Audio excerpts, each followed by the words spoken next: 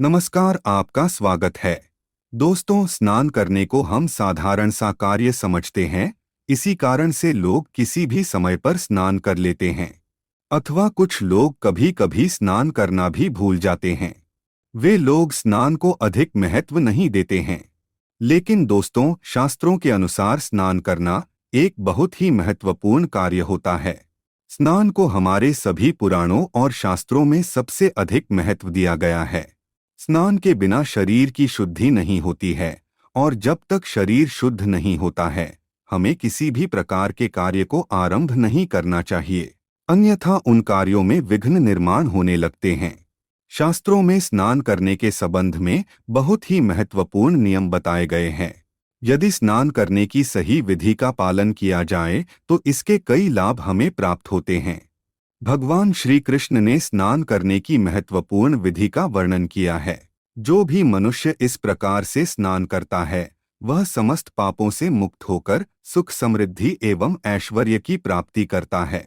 स्नान करते समय मंत्र बोलने से साक्षात माँ गंगा उस स्नान के जल में प्रकट हो जाती है और उस व्यक्ति का जीवन धन्य हो जाता है। भगवान श्री कृष्ण ने स्नान करने की विधि, स्नान करने का सही समय और स्नान करते समय बोले जाने वाले मंत्रों के बारे में बताया है।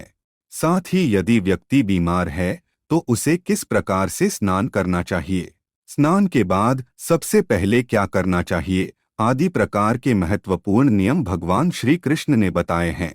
इसीलिए प्रत्येक मनुष्य को इस विधि का पालन करते हुए नित्य स्नान करना चाहिए। यदि आप इस विधि का पालन करके स्नान करेंगे तो निश्चित ही आपकी दरिद्रता का नाश हो जाएगा और आपको सुख समृद्धि की प्राप्ति होगी। देखते ही देखते आपको सभी कार्यों में सफलता मिलने लगेगी। इस विधि से स्नान करने से आप पर किसी की बुरी नजर का प्रभाव नहीं पड़ेगा। आपके व्यापार में बढ़ोतरी होगी, विद्यार्थियों को परीक्षा में सफलता मिलेगी और उनकी बुद्धि भी तेज बनेगी। रोज स्नान करने से घर में क्लेश और लड़ाई झगड़े नहीं होते हैं। घर के सभी लोगों पर माँ लक्ष्मी की कृपा बनी रहती है और घर में धन का आगमन होता है। इस विधि से स्नान करेंगे तो आप कुछ ही समय में बहुत अधिक धन संपत्ति और मान सम्मान प्राप्त कर पाएंगे। इसीलिए आप स्नान करने की इस विधि को जानने के लिए पूरा वीडियो जरूर देखें।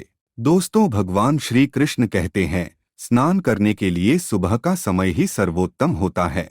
प्रातःकाल स्नान करने के पश्चात मनुष्य शुद्ध होकर जप, पूजा पाठ आदि समस्त शुभ कार्यों के योग्य बनता है। स्नान किए बगैर किसी भी प्रकार का शुभ कार्य नहीं करना चाहिए, इससे जीवन में दुर्भाग्य आता है। श्री कृष्ण कहते हैं, 9 छिद्रों वाले मनुष्य के शरीर से दिन रात गंदगी निकलती रहता है, इसीलिए इसे नित्य शुद्ध करना आवश्यक होता है। श्री कृष्ण कहते हैं, यदि संभव हो तो शुद्ध तीर्थ में स्नान करना चाहिए, क्योंकि यह मलपूर्ण शरीर शुद्ध तीर्थ में स्नान करने से शुद्ध होता है। यदि ऐसा संभव न हो तो शुद्ध जल से ही स्नान करना चाहिए। जो मनुष्य नित्य प्रातः काल में स्नान करता है, उसके पास दुष्ट शक्तियां नहीं आती है, उस पर कभी बुरी नजर का और नकारात्मक शक्तियों का प्रभाव नहीं पड़ता है।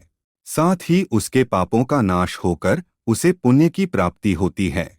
रोज स्नान करने से मनुष्य को सौंदर्य, तेज बल, पवित्रता, लंबी आयु, आरोग्य, निर्लोभता, बुरे स्वप्न का नाश, तप और मेधा, ये 10 गुण प्राप्त होते हैं और मनुष्य संसार में कीर्ति पाता है।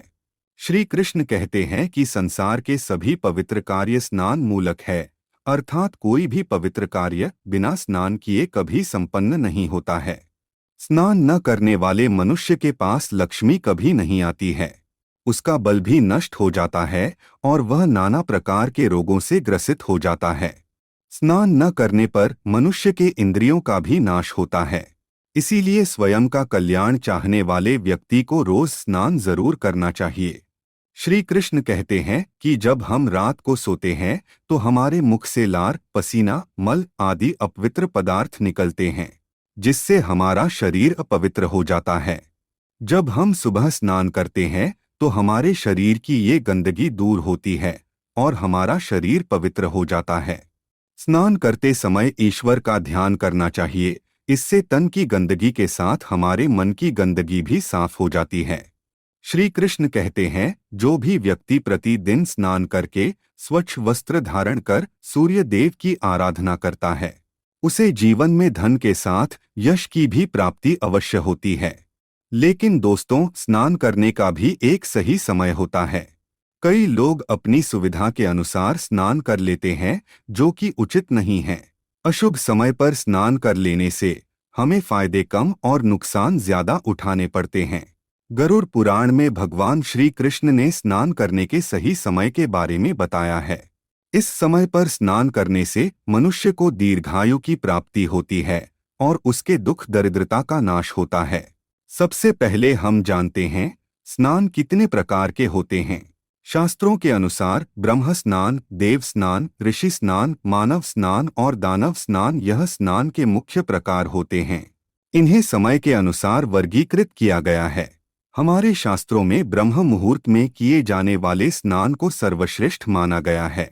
ब्रह्म मुहूर्त यानी कि रात्रि का अंतिम प्रहर और सूर्योदय से ठीक 1.5 या 2 घंटे पहले का समय होता है, यानी कि साधारणतः सुबह 4 से 5:30 तक का समय ब्रह्म मुहूर्त कहा जाता है। शास्त्रों में यह समय दिन का सर्वश्रेष्ठ समय माना जाता है, क्योंकि इस समय पर वातावरण में अद्भुत और चमत्कारी ऊर्जा व्याप्त होती है। यह समय देवताओं का समय होता है। देवताओं का स्मरण करते हुए ब्रह्म मुहूर्त में किए जाने वाले ब्रह्म स्नान को सर्वश्रेष्ठ स्नान कहा गया है।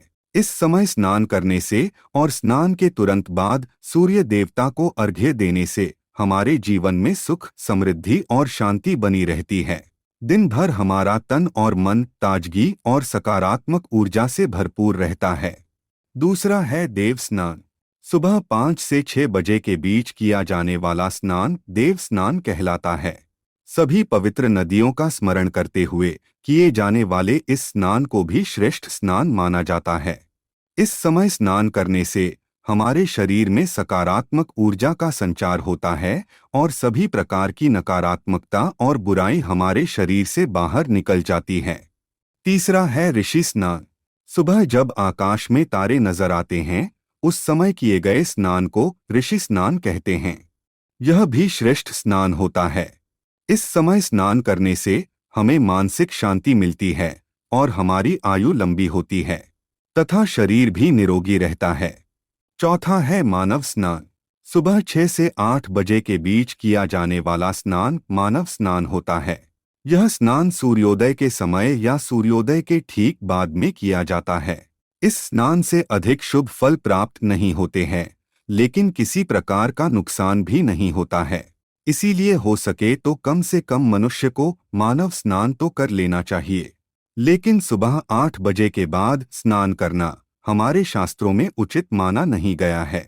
इस समय वातावरण में व्याप्त दैवीय शक्ति बहुत कम हो जाती है, इसलिए मनुष्य में उत्साह और ऊर्जा की भी कमी दिखाई देती है, जिससे वह दिन भर आलस का अनुभव करता है। पूरे दिन शरीर में सुस्ती सी रहती है और किसी भी काम में मन नहीं लगता है। इसीलिए सूर्योदय से पूर्व अथवा सूर्योदय के समय स्नान करने को ही सर्वश्रेष्ठ माना गया है। सुबह 8 बजे के बाद किए जाने वाले स्नान को दानव स्नान कहते हैं। सूर्योदय होने के बहुत समय बाद तक भी जो लोग स्नान नहीं करते हैं, उनके मन में दिन भर नकारात्मकता, कमजोरी और चिड़चिड़ापन बना रहता है। ऐसे लोग जीवन भर दुखी और दरिद्री ही रहते हैं। इन्हें किसी कार्य में सफलता नहीं मिलती है। यदि कोई व्यक्ति बीमार है तो उसे किसी गीले कपड़े से अपने अंग को साफ कर लेना चाहिए। इसे भी एक प्रकार का स्नान ही कहा गया है। यदि स्नान करना संभव ही नहीं है तो मंत्र स्नान भी करना चाहिए। मन में पवित्र नदियों का स्मरण करके ईश्वर का ध्यान करते हुए मंत्र स्नान करे। इस स्नान में जल की भी आवश्यकता नहीं है, केवल वायु से ही स्नान हो जाता है। इसलिए दोस्तों, गरुड़ पुराण में हमें प्रतिदिन स्नान करने की सलाह दी गई है। प्रतिदिन सुबह जल्दी जागकर स्नान करके सूर्य देव को जल अर्पण करने से मनुष्य को जो लाभ प्राप्त होता है, वह किसी अन्य कार्य को करने से नहीं मिलता है। स्नान का महत्व सभी कार्यों में बढ़कर है। स्नान के बिना हम अशुद्ध और अपवित्र ही रहते हैं। शास्त्रों के अनुसार स्नान करते समय हमें इस मंत्र का जाप करना चाहिए। इससे स्नान करने के कई गुना अधिक लाभ प्राप्त होते हैं। इस मंत्र में सभी पवित्र नदियों का स्मरण किया गया है। आप रोज स्नान करते समय इस मंत्र का उच्चारण अवश्य करें। आपकी दरिद्रता का निश्चित ही अंत हो जाएगा और आपको हर कार्य में सफलता मिलेगी। वह मंत्र इस प्रकार है: गंगे च यमुने चैव गोदावरी सरस्वती नर्मदे सिंधु कावेरी जलस्मिन् सन्निधिं कुरु। इस मंत्र का अर्थ होता है, हे गंगा, यमुना, गोदावरी, सरस्वती, नर्मदा, सिंधु और कावेरी, हे नदियों, आप सभी मेरे स्नान करने के जल में पधारिए और मुझ पर अपनी कृपा बरसाएं। इस प्रकार से इस मंत्र का उच्चारण करने से मनुष्य को इन सभी पवित्र नदियों का आशीर्वाद मिलता है और उसके समस्त पापों का नाश हो जाता है। तो दोस्तों, इस प्रकार से आप भी नित्य स्नान अवश्य करें। आप अपने जीवन में महत्वपूर्ण बदलाव अवश्य महसूस करेंगे और देखते ही देखते आपकी दरिद्रता का नाश हो जाएगा। उम्मीद है आपको यह जानकारी अच्छी लगी होगी। वीडियो को लाइक जरूर करें, कमेंट में जय श्री कृष्ण अवश्य लिखें। साथ ही चैनल को सब्सक्राइब करें। आप सभी का धन्यवाद।